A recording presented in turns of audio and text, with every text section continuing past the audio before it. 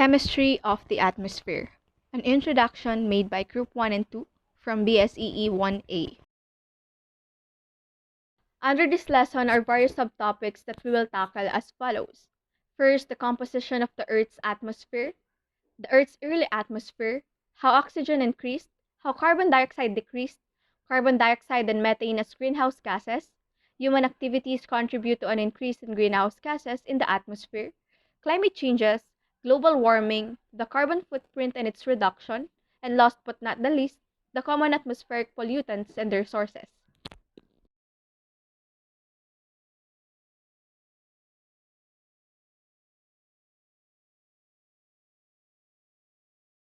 For the objectives, the students must be able to provide a clear definition and description of each subtopics, analyze their learning and recognize that a limited number of the many known elements comprise the largest portion of the atmosphere, differentiate the differences between various atmospheric phenomena, and apply their learning into real-life situations. The Earth's atmosphere is dynamic and forever changing. The causes of these changes are sometimes man-made and sometimes part of many natural cycles. Scientists used very complex software to predict weather and climate change, as there are many variables that can influence this. The problems caused by increased levels of air pollutants require scientists and engineers to develop solutions that help to reduce the impact of human activity. The composition of the Earth's atmosphere.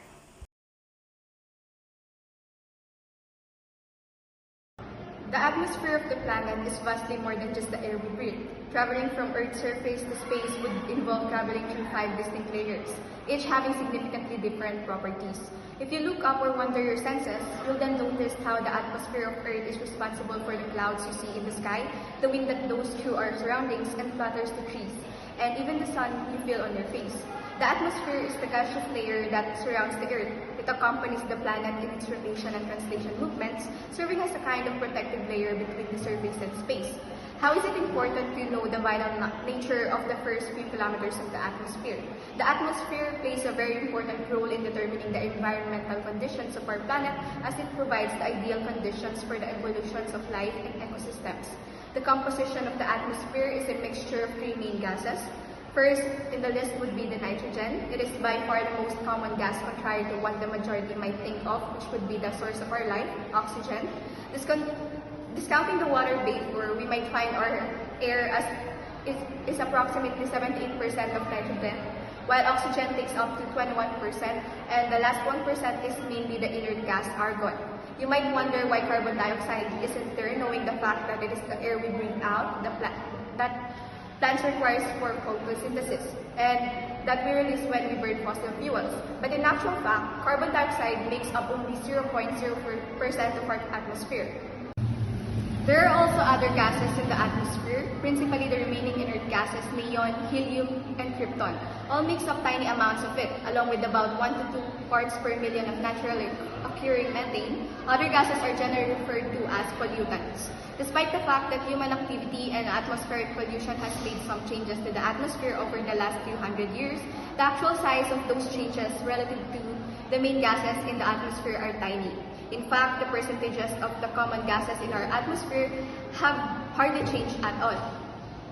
Additionally, air is not a pure mixture of gases. For a fact, it also contains solid particles in suspension called aerosols: salt, sand, dust, smoke, and ash. Although in many cases, these aerosols are invisible in the naked eye, their presence in the atmosphere allows the formation of clouds, fog, snow, and other meteorological phenomena, as these tiny particles act as condensation and freezing nuclei. Despite their low concentration in the atmosphere, together with water vapor, they are responsible for most atmospheric phenomena. More of it, they aren't the only one responsible for it. The presence of carbon dioxide, methane, water vapor, and among other gases produces the so-called greenhouse effect, which allow us to have adequate and pleasant temperatures for the evolution of life and ecosystems. Although excessive greenhouse gases in the atmosphere causes the increase in temperature, which have been known to be the reason behind climate changes, we will not go any further on this topic in this video. Air, being a mixture of gases, is a fluid, and therefore the atmosphere also has physical properties such as pressure, temperature, humidity, and density, which are directly related through the idea ideal gas law, which implies that a change in one of these properties will necessarily affect the others. In addition, these values of these variables change depending on the region, season, weather, and altitude. The most significant changes occur with altitude as to why the different variables experiences changes as well. Vertical structure of the atmosphere. According to the behavior of air temperature with altitude, the atmosphere can be divided into different layers. Each of these layers has different characteristics and phenomena that makes the temperature behave in one way or another. The vertical profile of the atmosphere is divided into 4 layers. First, the troposphere, stratosphere, mesosphere, and thermosphere. The tops of these layers are known as the tropopause, stratopause, mesopause, and thermopause, respectively. Distribution of air in the atmosphere. The important property of air is that it is a compressible fluid. This implies that due to the Earth's gravity, most of the air is concentrated near the surface, in the lower level of the atmosphere. This way, 50% of the air that constitute the atmosphere is concentrated within the 5 kilometers of altitude. 90% of the air is concentrated within the first 16 kilometer, and 99% of the air is below 32 kilometer of altitude. With this, it is evident that as altitude increases, the air becomes less and less dense. Above the 32 kilometer level of air, we still find molecules of air but are so widely scattered that it does not have any significant influence on larger objects. Taking this into account, you might think, where does the atmosphere end? What is the altitude at which we find the boundary between atmosphere and space? The truth is, there is no definite boundary that sets them apart. Because as we go up in the atmosphere, the air gradually becomes less dense until we reach outer space. With all these ideas, we might conclude that because of the gravity of the Earth, we can assume that the lower levels of the atmosphere, we could find the heavier gases such as oxygen and carbon dioxide, while the upper layer, we will find the lighter gases, which will be the helium or hydrogen. However, this is not possible. All because of the concept of atmospheric circulation, in which the Earth's rotation, friction with the surface, and temperature variation forces air to circulate constantly. The constant atmospheric circulation in search of equilibrium, especially at lower temperature in the atmosphere, causes the gases to mix with each other. This way, we obtain a mixture of games called homogeneous mixture or mixture. This way, we obtain a mixture of games called homogeneous mixture of fixed proportions at 70 kilometer level. Thus, at higher altitude, gases begin to separate according to the weight of each element, forming the distinction between a mixture of lighter gases, which are located at the upper levels, and the heavier ones at the bottom.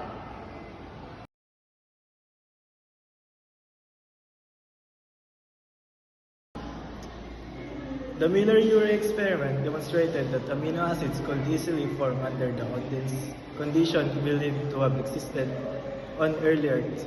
The early Earth had no oxygen gas, but there was a lot of hydrogen gas in the atmosphere, along with methane and ammonia.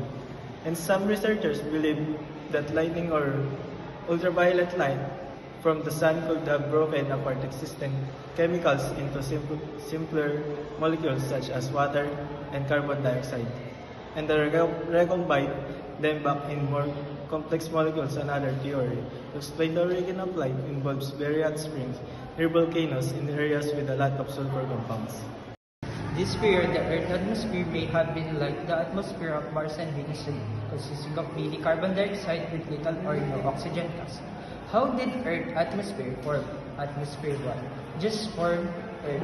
Like Earth, the hydrogen and helium were very warm. These molecules of gas moved so fast they escaped Earth's gravity and eventually all the drift off into space.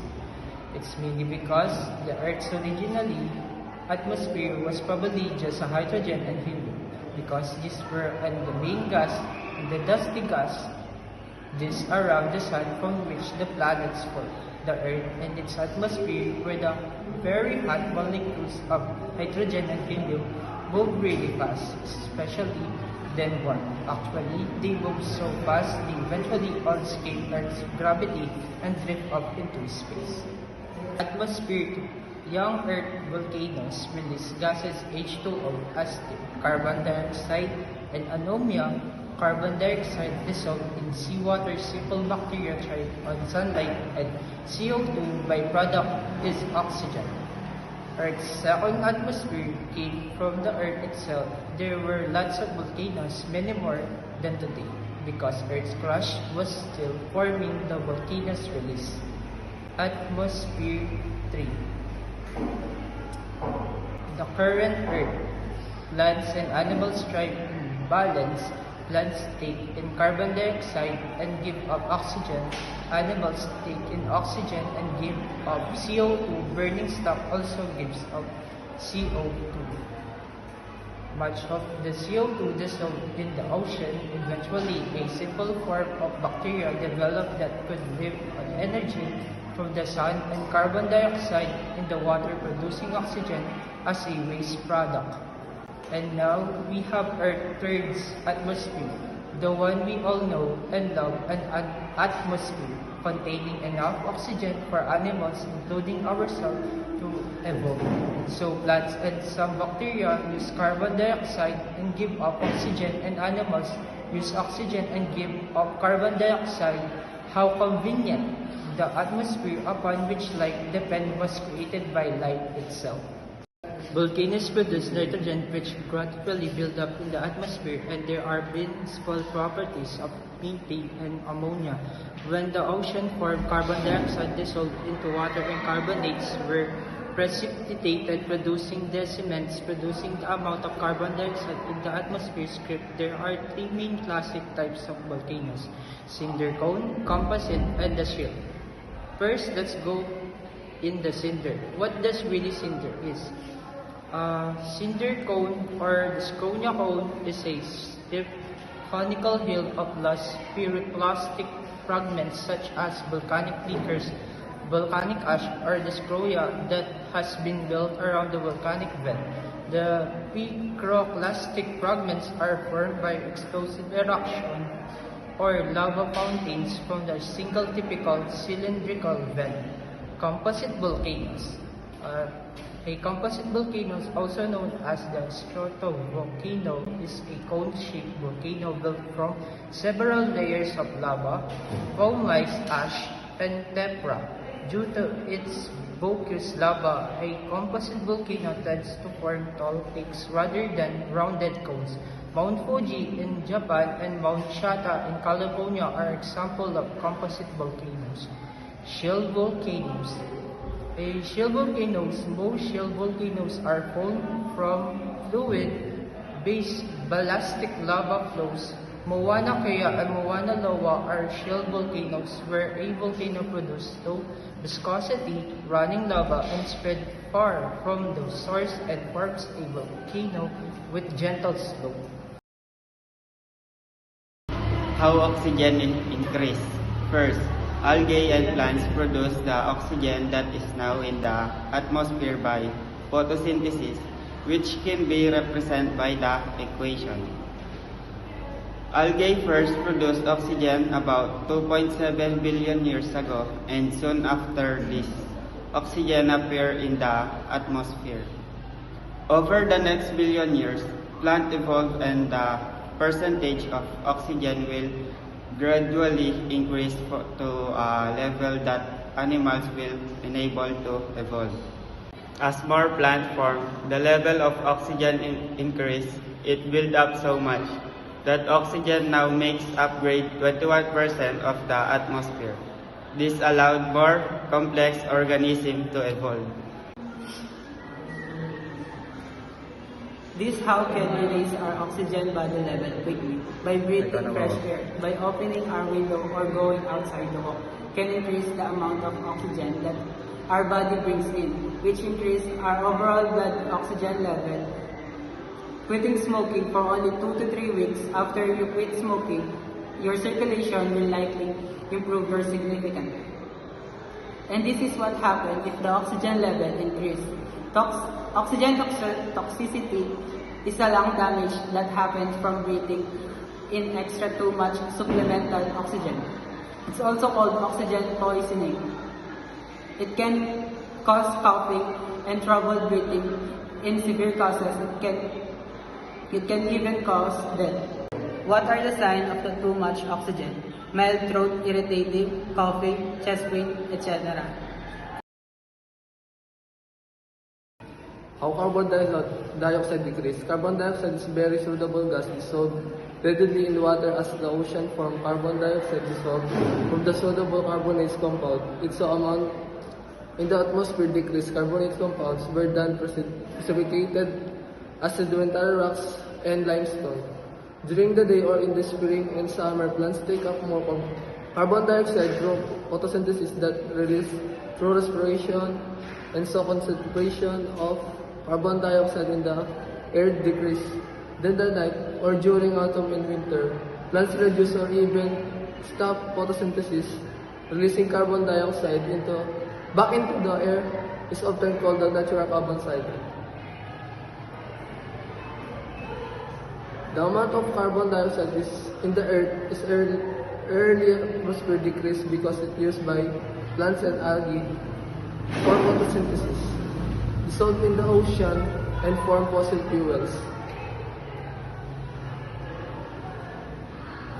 But this cycle affected the carbon dioxide that humans atmosphere when they burn fossil fuels as Earth atmosphere warms up due to global warming. Plants bloom early and are active for longer, especially at mid and high latitude in northwestern Europe. That's so-called growing season.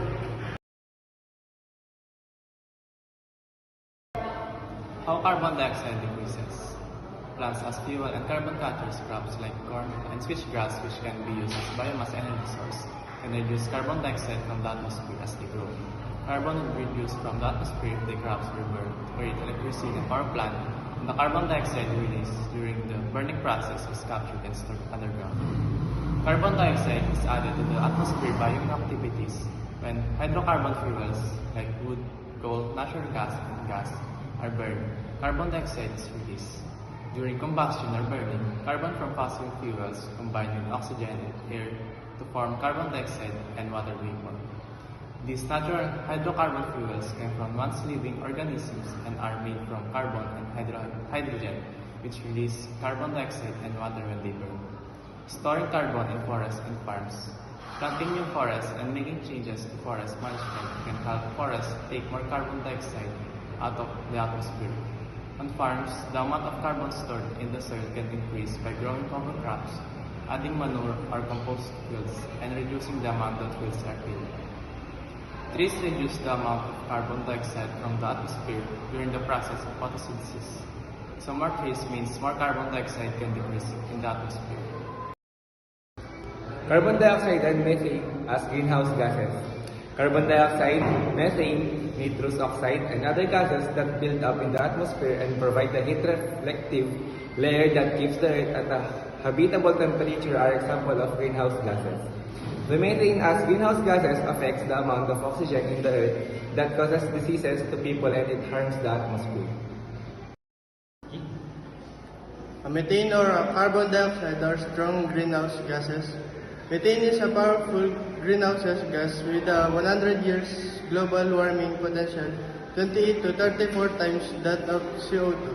Measured over a 20 years period, that ratio grows to 84 to 86 times.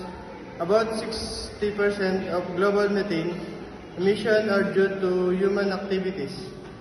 Why methane and carbon dioxide called greenhouse gases?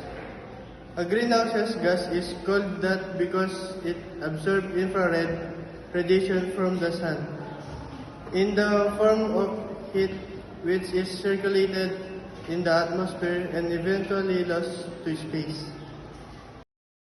Human activities which contribute to an increase in greenhouse gases in the atmosphere. Methane and carbon dioxide are greenhouse gases. They absorb the heat, energy, and prevent it escaping into space. This keeps the Earth warmer than it would be without these gases. Earth greenhouse gases trap heat in the atmosphere and warm the planet. The main gases responsible for the greenhouse effect include carbon dioxide, methane, nitrous oxide, and water vapor, which all occur naturally, and other fluorinated gases which are synthetic. Amongst them all, methane and carbon dioxide are the proportion and are the most important. Methane is the second most abundant anthropogenic greenhouse gases, or so-called GHG, after carbon dioxide, CO2, accounting for about 20% of global emission. Methane is more important. more than 25 as potent as carbon dioxide at trapping it in the atmosphere. The most significant greenhouse gas for Earth is carbon dioxide, which both absorbs and radiates heat in contrast to oxygen and nitrogen, which together make up the majority of our atmosphere. Greenhouse gases absorb heat emitted from the Earth's surface and re-emit it in all directions, including back forward the planet's surface. Remember that the Moon and Earth are same distance from the Sun.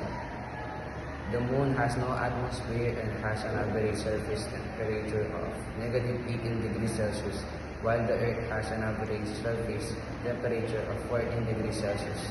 Since the Moon orbits the Earth and the Earth orbits the Sun, both the Moon and the Earth are same average distance away from the Sun.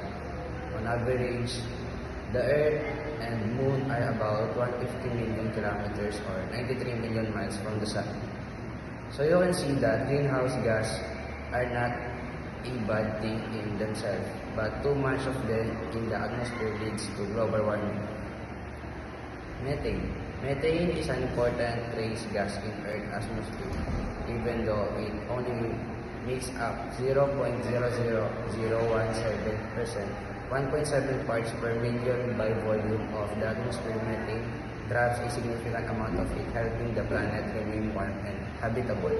Methane is the primary contributor to formation of ground-level ozone, but too much of it makes a hazardous air pollutant and greenhouse gas exposure, to which cause 1 million premature deaths every year. Methane is also powerful greenhouse gas over a 20-year period, 80 times more potent at warming than carbon dioxide. Carbon dioxide is largely responsible for the fact that Earth is not an ice ball. The carbon dioxide greenhouse keeps the temperature above the freezing point of water. Carbon dioxide in the atmosphere warms the planet, but too much of it results in global warming, or so-called climate change, that human activities have raised the atmosphere carbon dioxide content by 50% in less than 200 years. Greenhouse gases are necessary to maintain a temperature suitable for life on our planet. The Earth's heat would supply radiation outward from its surface into space without the natural greenhouse effect, resulting in an average temperature of about negative 20 degrees Celsius. The gases that contribute most to the Earth's greenhouse effect are water vapor or H2O, carbon dioxide or CO2, nitrous oxide or N2O, methane or CH4, ozone or O3. While clouds and greenhouse gas molecules absorb and remit most of the infrared radiation from the sun, some passes through the atmosphere. This causes the Earth's surface and lower atmosphere to warm. As a result of the burning of fossil fuels, more of the sun's heat is being trapped in our atmosphere. As the CO2, this is produced build up as an insulating blanket. Human actions are referred to as anthropogenic actions. The current enhanced greenhouse effect is caused by the release of CO2 by humans.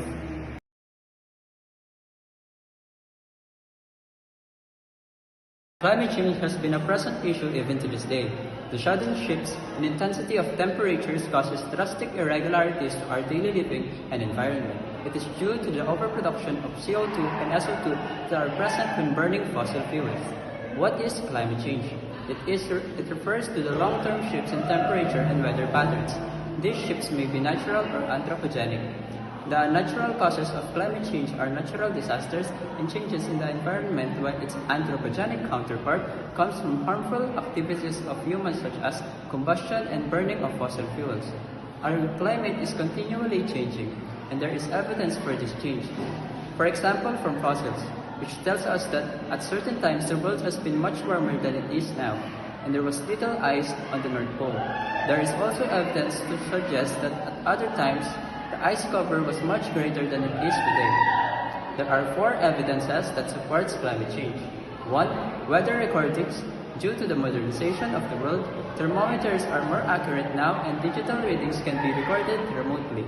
The global analysis of weather shown on TVs and websites are responsible for this evidence. 2. Ice cores. That are locked inside ice are molecules and trap air, which are preserved year on year with more snowfall. Subtle changes in atmosphere and temperature can be measured from ice cores structured in Antarctic. Some researchers deduce that changes in climate change may have happened longer than we have lived. Rock and fossils can be studied for information covering longer time periods. For instances, limestone found in Yorkshire would have been formed on the bottom of a warm seabed millions of years ago. 4. Analysis of pollen in trees. This illustration of climate change represents the production and harmful causes of greenhouse gases. Greenhouse gases are naturally created through plant and animal respirations, volcanic eruptions, and forest fires. These gases include carbon dioxide, methane, nitrous oxide, and water vapor. Gases like water vapor is reactive to physical and chemical changes in temperature, while carbon dioxide is responsible for the layer of warmth that surrounds the Earth, or so-called heat-trapping gases. In these past few decades, the increase in the burning of fossil fuels resulted in huge amount of CO2 production, causing warmer temperatures. Some human activities are continuously increasing the emission of greenhouse gases, creating global warming and intense spikes of heat in our communities. These activities are urbanization, deforestation, burning fossil fuels, and agriculture. Effects of climate change. Warmer oceans happen due to the decrease in ice constructs in colder regions that regularly reflects sunlight. Rising oceans is the result of the melting of ice and thus increasing the volumes of water. More acidic oceans are present due to the abundance of acid rains. Shrinking glaciers is due to the increase of levels of CO2, which creates high concentration of heat. Melting Arctic ice, sea ice, is the same as the glaciers. They are bound to melting due to the global warming. Rising global temperatures is created due to the increase of anthropogenic climate change. Melting Antarctic sheet ice is the decrease in ice in Antarctic, thus creating breakage in land formation. Increasing severe US heat waves is alarming because of the higher intensity of sunlight due to the large amount of CO2 in the atmosphere. What is global warming? Global warming is the term to describe the rising temperature of the Earth.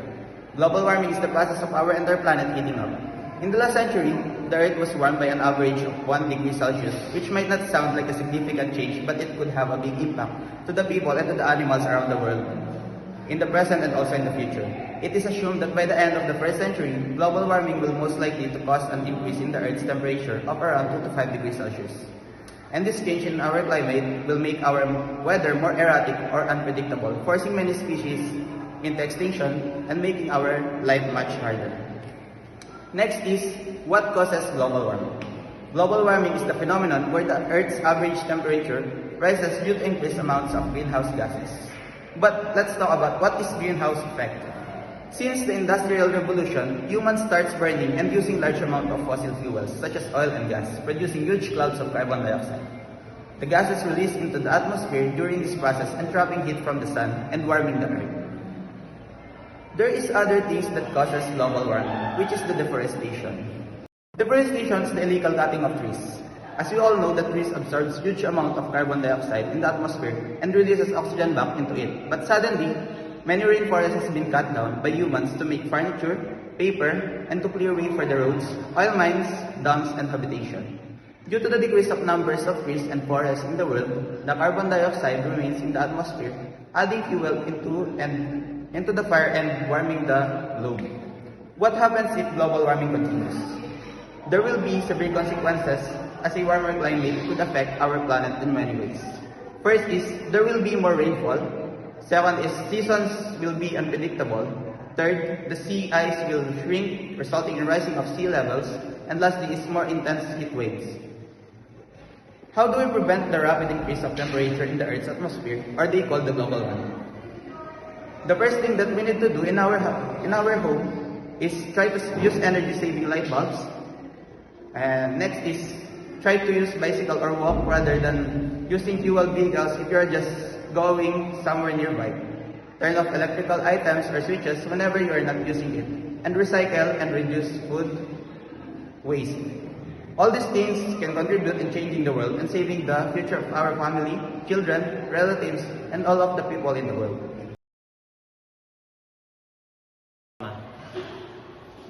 What is carbon footprint? Carbon footprint is the total amount of greenhouse gases that being produced by our newly modernized technology.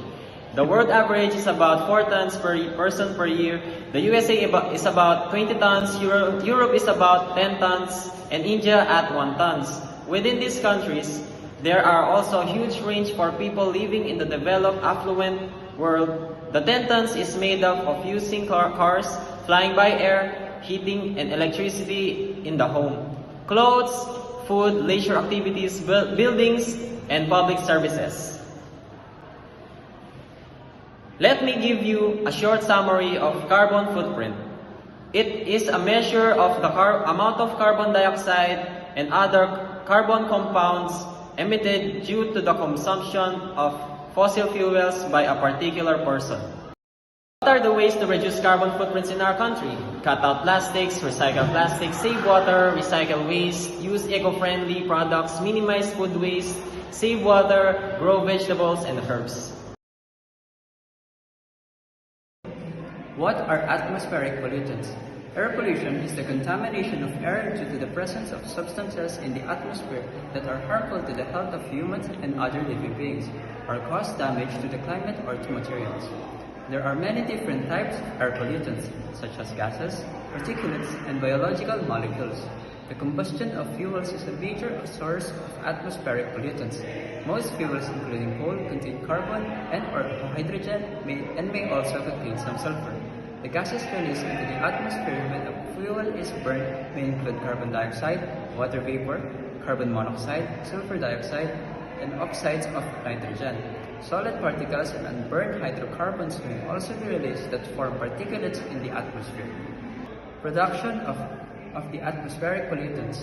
Pollutants that are primarily generated through the burning of fossil fuels in the production of electricity are carbon dioxide and sulfur dioxide.